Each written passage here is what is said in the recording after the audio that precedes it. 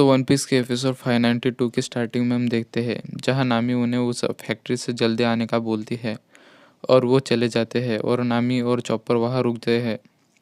और हम eighty brother को देखते हैं जो कॉल पर बोलते हैं कि हमने स्ट्रॉ हैट के 3 मेंबर को ठिकाने लगा दिया है और तुम्हें उनकी बॉडी F-60 पर मिल जाएगी।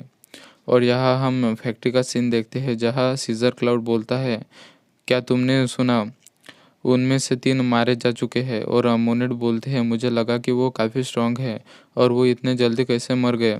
और वो लॉ से पूछती है तुम्हें क्या लगता है लॉ, क्योंकि तुम तो स्ट्रॉ हैट से 2 बार मिल चुके हो। और सीजर उस पे गन तान कर बोलता है कि क्या तुमने उसे यहाँ बुलाया है। और लॉ बोलता है मुझे कुछ भी पता नहीं है।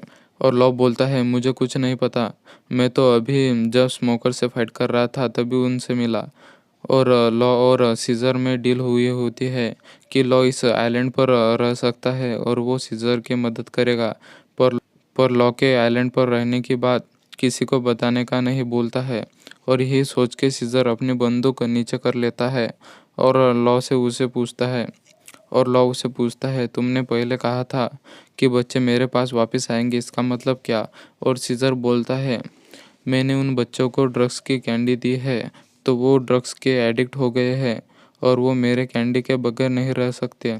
और लॉ वहाँ से चला जाता है और हम नामी और चॉपर को देखते हैं जहाँ उनके ऊपर हमला होता है और वहाँ पत्थर गिरने लगते हैं।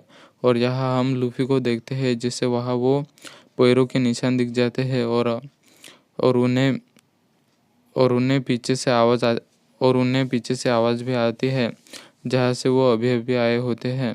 और लूफी बोलता है नामी और चॉपर मुसीबत में है और वो सभी वहाँ चले जाते हैं। और हम चॉपर को देखते हैं जो किसने हमला किया है ये देखने बाहर चला जाता है और उसे वहाँ कोई भी नहीं दिखता। और हम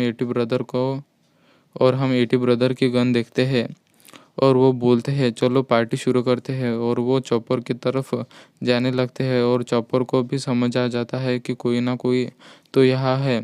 और ब्राउन बियर्ड भी उस आवाज़ से उड़ जाता है और वो बोलता है ज़रूर कोई मुझे बचाने आया होगा।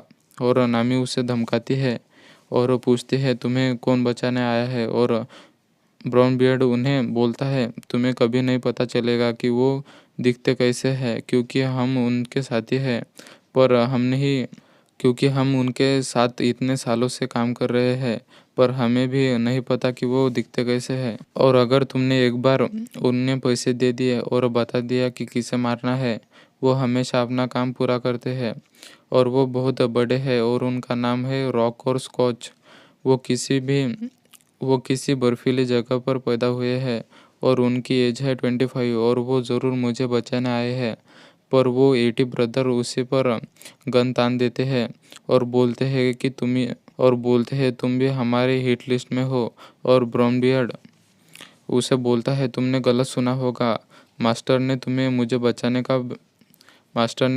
बचाने को भेजा होगा।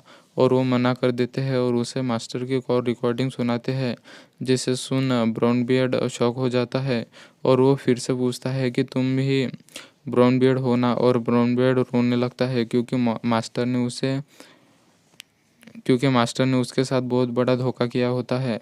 और वो एटी उस पर फायर कर देता है और ब्राउन बियर्ड नीचे गिर जाता है और रॉक